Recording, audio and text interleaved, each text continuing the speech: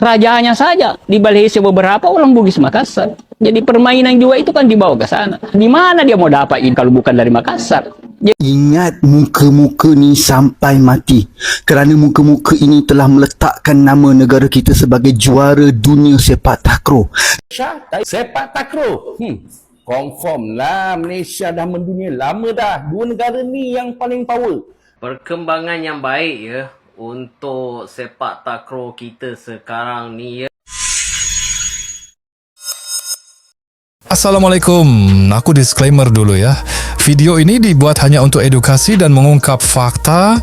Enggak ada maksud lain dan tujuan lain.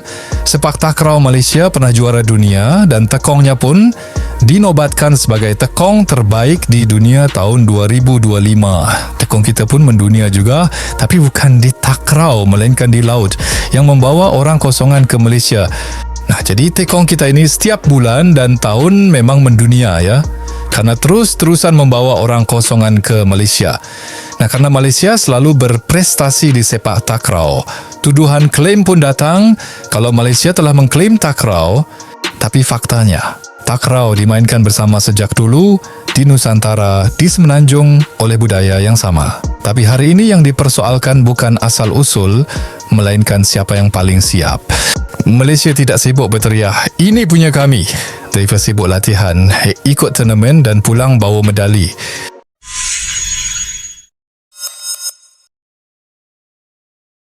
Malaysia kenapa bisa ada takraw? Jadi Malaysia itu mengambil kita punya permainan. Itu sumbernya dari sini. Ya, saya khawatir kalau ini tidak diungkapkan, bisa-bisa itu bahwa raga itu berasal dari Malaysia.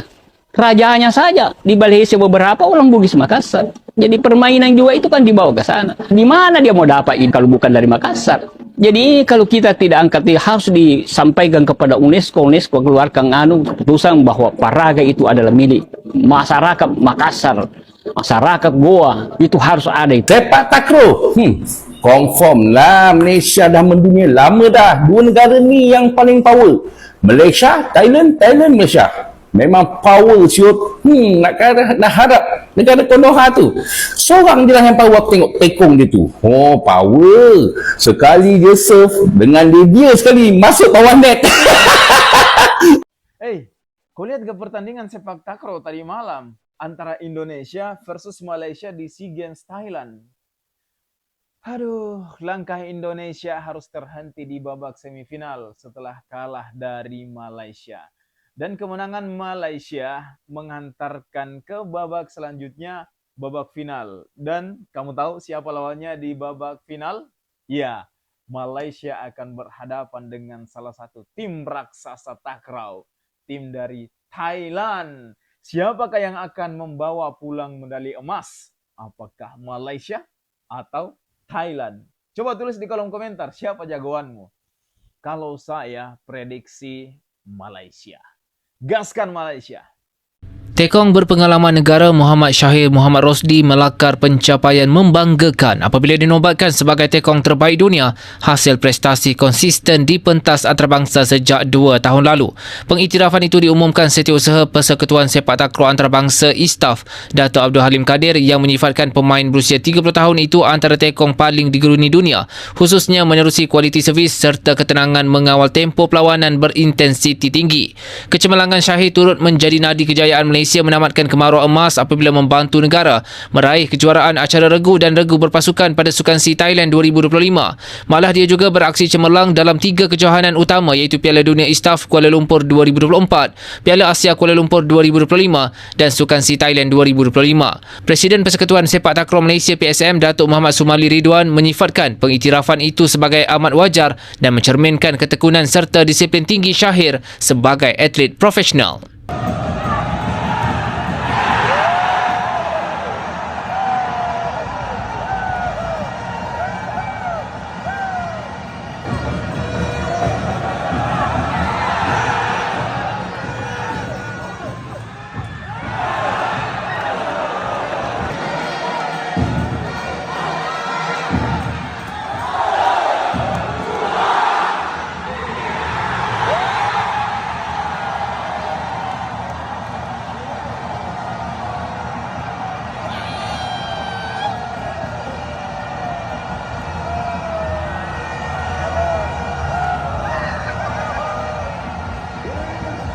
perkembangan yang baik ya untuk sepak takraw kita sekarang ni ya.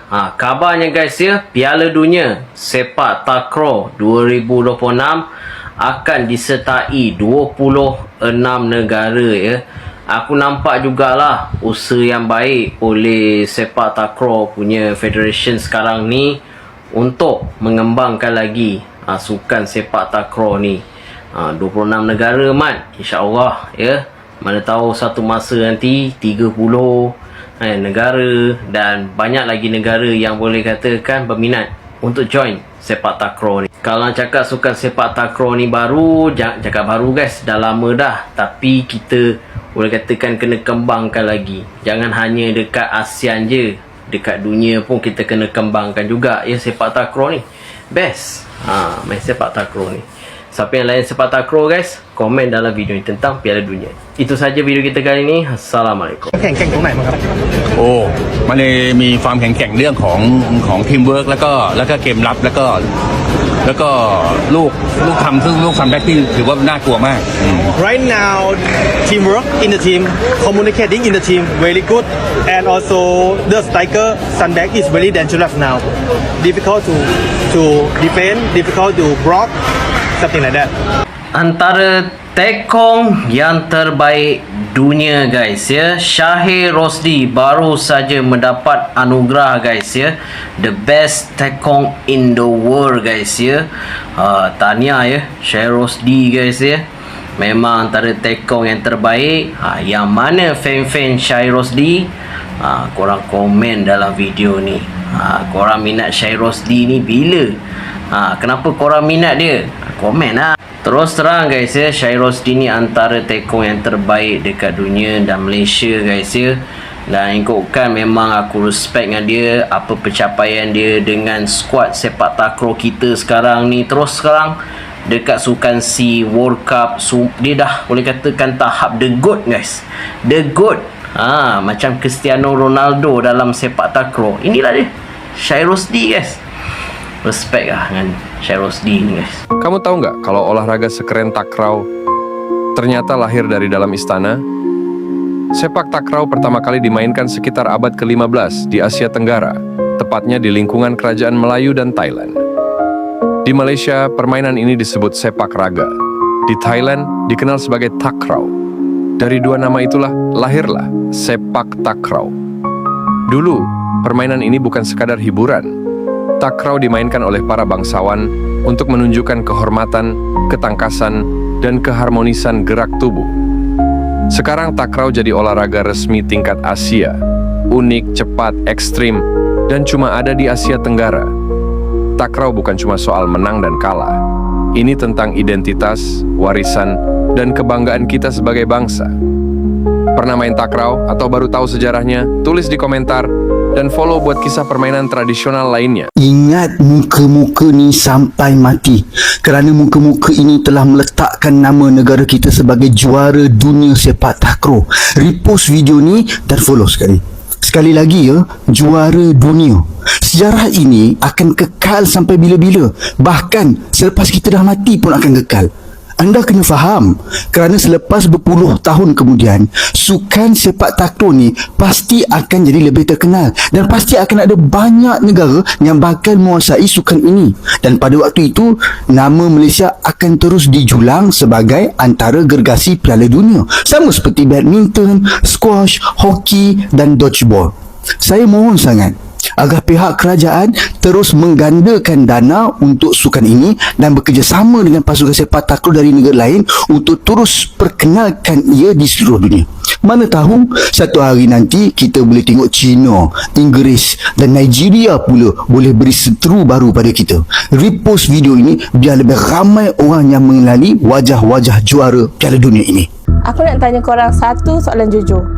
Dalam banyak-banyak sukan Malaysia, kenapa sepak takraw je yang dapat tenang, menang dan konsisten sekarang? Bukan menang sekali, tapi menang yang berulang kali sampai pihak lawan pun faham Malaysia ni bukan lagi underdog. Dan yang buat benda ni lagi padu, baru-baru ni Malaysia menang regu berpasukan di Sukan C pertama kali dalam tempoh 34 tahun. Rancangan mantap itu dia! Malaysia! Emas untuk Malaysia! Bukan menang kat tempat kita, tapi menang atas bumi Thailand sendiri. Dan ni bukan menang biasa-biasa tau. Ramai orang akan jawab, biasalah sebab pemain berbakat. Tak salah tu, tapi tu bukan punca yang sebenar. Sebab bakat, Malaysia memang ada dari dulu lagi. Yang bezanya sekarang ialah sistem. Kalau kau tengok kenyataan rasmi Persekutuan Sepak Takraw Malaysia, PSM, diorang tak bercakap soal menang semata-mata. Diorang bercakap soal pembangunan berperingkat dan kesinambungan dari akar umbi sampailah kepada pasukan kebangsaan. Tahun ni, PSM mula bawa identiti sebagai persekutuan dalam konteks antarabangsa selari dengan keperluan takbir urus dan pengiktirafan global sukan sepak takraw. Kejayaan pingat emas berpasukan dan regu di Sukan C bukan berlaku secara tiba-tiba. Dia datang daripada rantaian pembangunan yang jelas. Program pembangunan dan struktur PSM di bawah pentadbiran PSM yang diterajui oleh Datuk Muhammad Sumali Ridwan. PSM menguatkan pembangunan sukan sepak takraw di Malaysia dan bukan sekadar fokus kepada skuad elit. Antara usaha sebenar yang PSM buat ialah Sepak Takraw League STL, liga profesional yang dijalankan setiap tahun untuk bagi pemain pengalaman kompetitif berstruktur dari peringkat kelab hingga ke elit.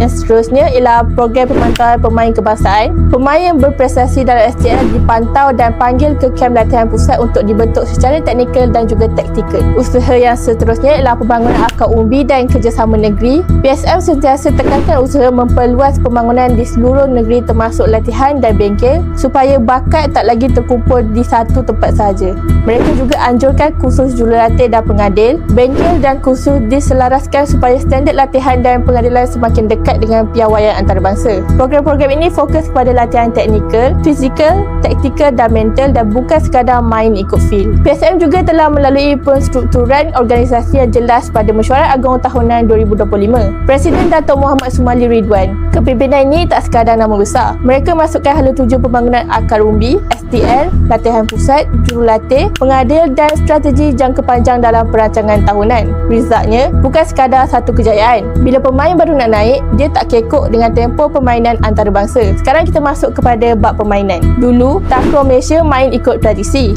ikut pengalaman dan juga ikut rasa. Sekarang, Malaysia main ikut strategi. Setiap perlawanan dianalisis, corak lawan dikaji dan juga tempo game juga dirancang. Sebab tu bila lawan pasukan besar macam Thailand, Malaysia tak mudah panik. Dan satu lagi lapisan penting dalam sistem ni, pembangunan jurulatih dan juga pengadil. PSM anjur kursus dan bengkel sepanjang tahun bukan setakat untuk elit, tapi untuk meluaskan bakat teknikal dalam ekosistem. Bila sistem macam ni wujud, kejayaan jadi repeatable. Sebab tu bila Malaysia diberi mandat jadi tuan rumah Piala Dunia Sepak Takraw 2026, itu bukan sebab simpati. Itu sebab dunia ni dah nampak Malaysia ada keupayaan organisasi, teknikal dan juga pembangunan. Pengiktirafan individu pun datang sebagai kesan sampingan. Bila Muhammad Shahir Rosdi diiktiraf sebagai tekong terbaik dunia, itu bukan kejayaan peribadi semata-mata. Itu adalah bukti bahawa latihan yang betul, program yang betul dan laluan pembangunan yang menjadi. Sebab Malaysia bina pemain dari bawah, bina jurulatih, bina sistem, bukannya tunggu bakat jatuh daripada langit. Nah bro, jadi sepak takraw berasal dari kawasan Asia Tenggara, khususnya dari budaya Melayu Nusantara dan tidak berasal dari satu negara tunggal. Permainan ini sudah ada berabad-abad lalu dengan nama sepak raga atau sepak raga bulatan, dimainkan oleh masyarakat Melayu di Indonesia, Malaysia, Thailand, Brunei, Laos, Myanmar. Artinya ini adalah warisan budaya regional, bukan milik eksklusif satu negara. Sepak takraw bukan soal siapa paling dulu, tapi siapa paling serius. Sejarah tidak pernah mencetak skor prestasi yang melakukannya. Kalau cuma bisa menuduh, jangan heran kalau yang diingat dunia bukan klaim, tapi kemenangan. Kepada Allah, aku mohon ampun kepada kalian. Aku mohon maaf kalau ada salah kata. Assalamualaikum, bye-bye.